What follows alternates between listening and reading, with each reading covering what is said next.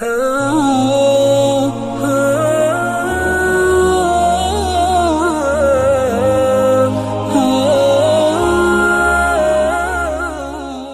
کے نیچے سبسکرائب کے بٹن پہ کلک کریں، بیل کے آئیکن پہ کلک کیجئے تاکہ ہر نئی ویڈیو کی نوٹیفیکیشن آپ کو ملے۔ تو یہ اتنی آرام سے اثر نہیں ہوتا، البتہ ہو جاتا ہے۔ تو کن لوگوں پر ہوتا ہے زیادہ تر؟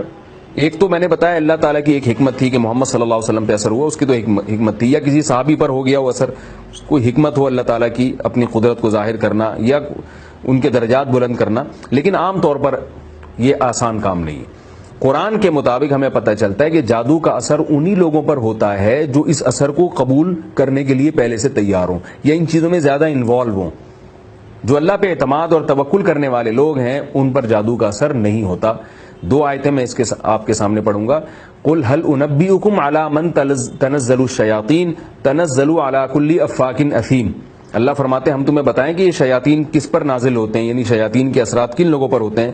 فرمایا یہ زیادہ تر ان لوگوں پر ہوتے ہیں جو افاک ہیں، ایک نمبر کے جھوٹے ہیں، اور اثیم بہت بڑے گناہگار ہیں۔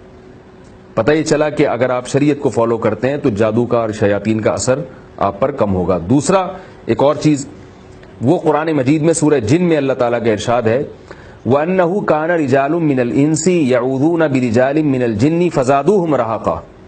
جنات نے یہ تبلیغ کی اپنی قوم میں کہ انسانوں میں بعض انسان ایسے ہیں جو ہم سے ڈرتے ہیں،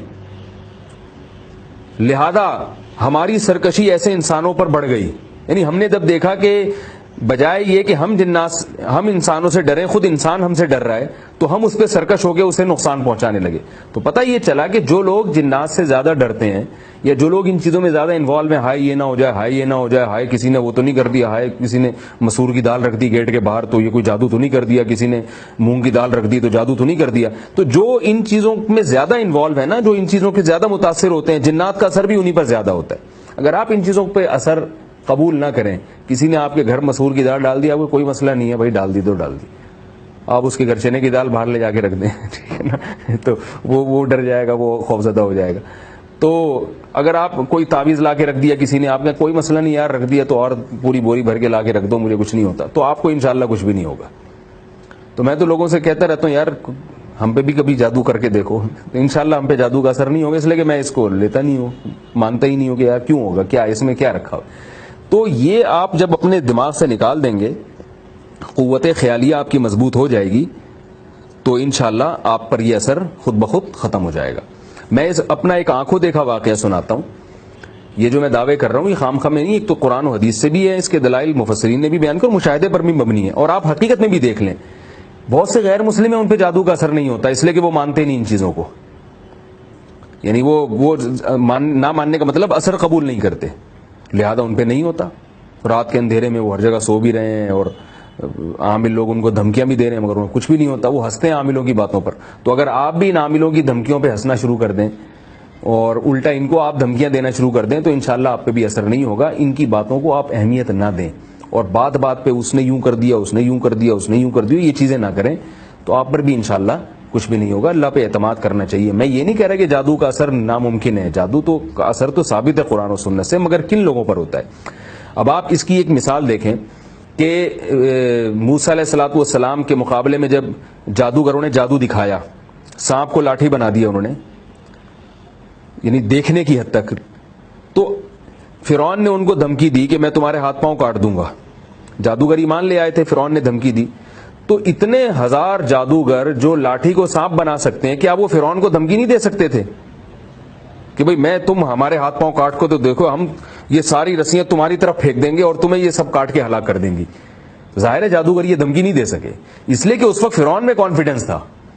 فرعون کہہ رہا تھا کہ میں دیکھتا ہوں تم کیسے ایمان سے واپس نہیں ہٹتے، میں تمہارے ہاتھ پاؤں کاٹ کے تمہیں لٹکا دوں گا۔ تو جادوگر نے کہا کہ تم لٹکا دو بھائی، ہم ایمان نہیں چھوڑ سکتے اب۔ تو پتہ یہ چلا کہ حالانکہ وہ تو کر سکتے، جان بچانے کے لیے تو وہ جادو کا استعمال کر سکتے تھے اپنا، لیکن اس سے پتہ چلتا ہے کہ بھئی ایسا نہیں ہے، اتنا آسان نہیں ہے کہ جادوگر جب چاہے جس کو نقصان پہنچا دے، اس سے نظام عالم برباد ہو جائے گا۔ اور میں افسوس کے ساتھ کہتا ہوں بہت سے علماء بھی اس میں انوالو ہیں، وہ بھی جادو سے حد سے زیادہ متاثر ہیں۔ کہیں بھی کوئی کام ہو رہا ہے وہ کہہ رہے ہیں یار اس نے جادو کیا ہوا۔ میں نے بعض علماء کو دیکھا ہے وہ بیمار ہو گئے تو وہ جادو کے کھاتے میں ڈال دیا کہ قادیانیوں نے مجھ پہ جادو کیا ہوا ہے، کوئی کہتا ہے شیعہ نے جادو کیا ہوا ہے، کوئی کہتا ہے وہ فلانے مسلک والے نے جادو کیا ہوا ہے۔ تو بیماری ہے، آپ اس کا علاج کرائیں، ڈاکٹر کے پاس جائیں، ہماری قریبی مسجد میں ایک عالم تھے، ان کی طبیعت خراب ہوئی، ان کی آواز بند ہو گئی، تو کہنے لگے جادو کیا. میں نے کہا حضرت آپ کی تقریریں ہوتی ہیں، آپ کے خطابات ہوتے ہیں جس کی وجہ سے آپ کی گلا بند ہو گیا، آپ اس کا پراپر علاج کرائیں. تو یہ علماء میں بھی بعض، سب کی بات نہیں کر رہا، وہ بھی خام خواہ ان جادوگروں سے اور عاملوں سے بہت زیادہ متاثر ہیں کہ کسی نے کر دیا. تو ایسا نہیں ہوتا، اتنے آرام سے نہیں ہوتا جس طرح لوگوں نے. اس سے نظام عالم برباد ہو جائے گا. ظاہر ہے اللہ تعالیٰ ایسے تھوڑی اختیار، ورنہ تو پی ٹی آئی والے جادو کر کے مسلم لیگ کو ہٹا دیں، مسلم لیگ والے جادو کر کے پی ٹی آئی کو ہٹا دیں، وہ جج کو ہٹا دیں. ظاہر ہے نہیں ہوتا اتنے آرام سے. بیٹھے رہتے ہیں سب ایک دوسرے کے خلاف بد دعائیں دیتے رہتے ہیں اور کوشش کرتے رہتے ہیں. تو اس لیے جادو سے اتنا متاثر نہیں ہونا چاہیے. یہ اسباب ضعیفہ میں سے کس پر ہوتا ہے میں نے آپ کو بتا دیا کہ زیادہ تر انہی پر ہوتا ہے جو ان سے متاثر ہیں. الا یہ کہ اللہ کی مشیت اور حکمت ہو تو اللہ کسی پر ہونے دیں اثر، تو ایک الگ بات ہے. دوسری بات یہ بھی ہے کہ نبی صلی اللہ علیہ وسلم بھی جادو کا اثر ایک ہی بار ہوا ہے.